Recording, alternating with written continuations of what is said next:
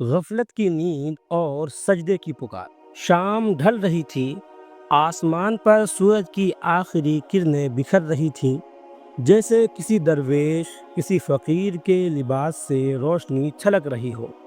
ایک پرانا بغدادی بازار اپنے شور و غل میں گم تھا۔ کہیں ہارون رشید کی حکومت کی چرچائیں ہو رہی تھیں تو کہیں حکیموں کی حکمت کے قصے سنائے جا رہے تھے۔ انہی گلیوں میں ایک غلام کو نیلام کیا جا رہا تھا۔ نام تھا لقمان۔ لوگوں کی نظر میں وہ محض ایک غلام تھا، مگر اللہ کی نظر میں وہ انسان تھا جس کی زبان سے نکلنے والے الفاظ لوگوں کی تقدیر بدل سکتے تھے۔ ایک سیدھا سادہ کسان جسے زیادہ کچھ معلوم نہ تھا آگے بڑھا اور اسے خرید لیا، گھر لے گیا اور یوں ایک نئی داستان کی بنیاد رکھی گئی۔ لقمان اپنے نئے مالک کے ساتھ بڑی خاموشی سے گھر چلا گیا۔ پورا دن اس نے پوری لگن سے مالک کی خدمت کی۔ شام کو جب سب کام نمٹ گیا تو عشاء کی نماز پڑھ کر ایک سنسان کمرہ تلاش کیا اور اس میں جا بیٹھا۔ اللہ کے آگے جھک گیا، سجدوں میں ڈوب گیا۔ ایک پہر رات گزری تو لقمان اٹھے اور اپنے مالک کے پاس پہنچے۔ دھیرے سے کہا، میرے آقا، بہشت کو سوار دیا گیا ہے، جہنم کو بھڑکا دیا گیا ہے۔ جو شخص آخرت کی نعمتیں چاہتا ہے وہ اتنی دیر تک سویا نہیں کرتا۔ مالک نے کروٹ لی اور کہا، اے غلام، جاؤ، میرا رب غفور الرحیم ہے۔ لقمان خاموشی سے لوٹ آئے اور سجدے میں پھر ڈوب گئے۔ جب رات کا دوسرا پہر ہوا تو لقمان پھر مالک کے پاس آئے۔ ذرا زور سے آواز دی، آقا، جو وقت گزر گیا وہ اب لوٹ کر نہیں آئے گا۔ باقی وقت میں اپنے رب کی رحمت مانگ لو، آخرت کا سفر بہت قریب ہے، تھوڑی دیر بعد تمہیں اسی جانب نکلنا ہے۔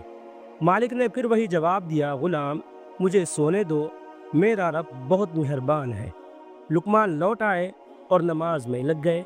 جب رات اپنے آخری موڑ پر پہنچی اور فجر کی اجالا پھیلنے کو تھا تو لقمان تیسری بار مالک کے پاس آئے۔ اب کی بار ان کے لہجے میں ایک عجیب سی معصومیت اور درد تھا۔ میرے آقا، اب تو پرندے بھی اپنے گھونسلے سے نکل کر ذکر الہی میں لگ گئے ہیں، درندے بھی جنگلوں سے نکل کر رب کی حمد میں مگن ہیں۔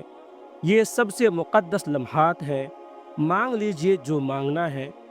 مالک نے آنکھیں ملتے ہوئے پھر وہی کہا، غلام، مجھے تھوڑی دیر اور سو لینے دو، میرا رب بہت غفور الرحیم ہے۔ لقمان لوٹے، فجر کی نماز ادا کی اور اپنے ورد و تلاوت میں لگ گئے۔ صبح جب سورج نکلا تو مالک نے لقمان کو بلایا اور 10 سیر جو 10 کلو جو دیے اور کہا، جاؤ انہیں کھیت میں بو دو۔ لقمان وہ اناج لے کر پاس کے ایک پڑوسی کے پاس گئے، جو اسے دے دیا اور بدلے میں باجرہ لے لیا اور وہی باجرہ کھیت میں بو دیا۔ کئی ہفتوں بعد جب کھیت ہرا بھرا ہو گیا اور بالیاں نکل آئیں تو مالک نے کھیت کا دورہ کیا۔ اسے دیکھ کر حیرت ہوئی، ارے یہ تو باجرہ ہے، میں نے تو تمہیں جو بونے کو دیا تھا۔ لقمان مسکرائے اور جواب دیا، میرے آقا، میرا رب غفور الرحیم ہے۔ مالک چونک کر بولا، ارے بے وقوف، جب بیج ہی باجرے کا بوؤگے تو جو کیسے اگے گا؟ لقمان کی آنکھوں میں ایک چمک تھی۔ انہوں نے بڑی نرمی اور سمجھداری سے کہا، میرے آقا، جب بیج ہی غفلت اور سستی کا بوؤگے تو کیسے امید کر سکتے ہو کہ آخرت میں نیکیوں کی فصل کاٹو گے؟ جیسے باجرے سے کبھی جو نہیں اگتا، ویسے ہی گناہ اور غفلت کی نیند سے کبھی جنت نہیں ملتی۔ یہ الفاظ کسی نشتر کی طرح مالک کے دل میں اتر گئے۔ وہ خاموش کھڑا رہا۔ پہلی بار اس کی آنکھوں میں شرم کا پانی چھلکا۔ کھیت میں باجرے کی بالیاں لہراتے ہوئے جیسے یہ اعلان کر رہی تھی کہ جس نے جو بویا وہی کاٹے گا۔ حکیم لقمان کے چہرے پر تصوف کی نورانی چمک تھی اور مالک کی آنکھوں میں شرم اور تحریک کا سنگم۔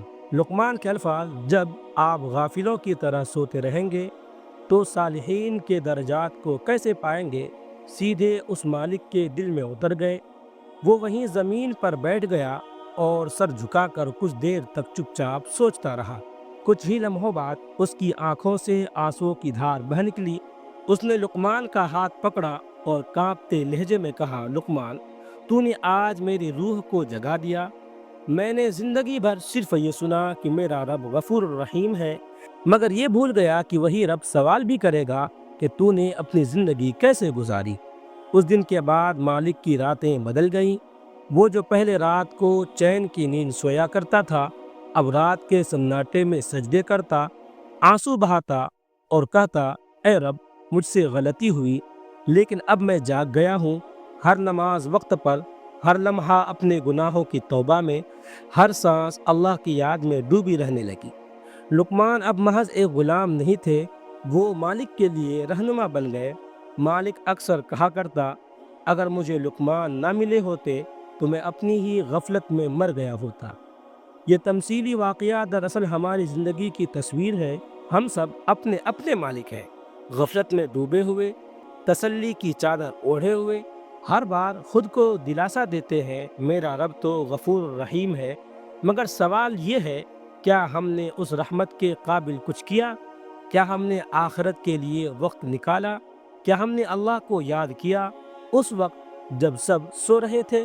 لقمان کی باتیں آج بھی ہواؤں میں گونجتی ہے، باجرے سے جو نہیں اگتا اور گناہوں سے جنت نہیں ملتی۔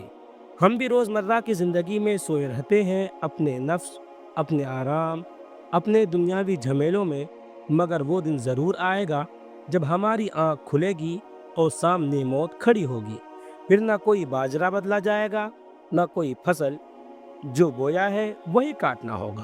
اصلی عقل مندی اسی میں ہے کہ سجدوں سے اپنے دلوں کو سینچا جائے اور ہر لمحہ آخرت کی تیاری میں گزرے۔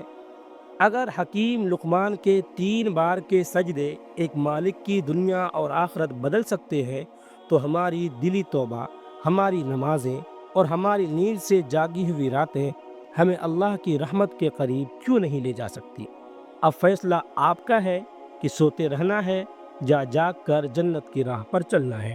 ویڈیو اچھا لگے تو لائک کریں، کمنٹ کریں، شیئر کریں، اور اس طرح کے مزید ویڈیوز کے لیے ہمارے چینل کو سبسکرائب ضرور کر لیں۔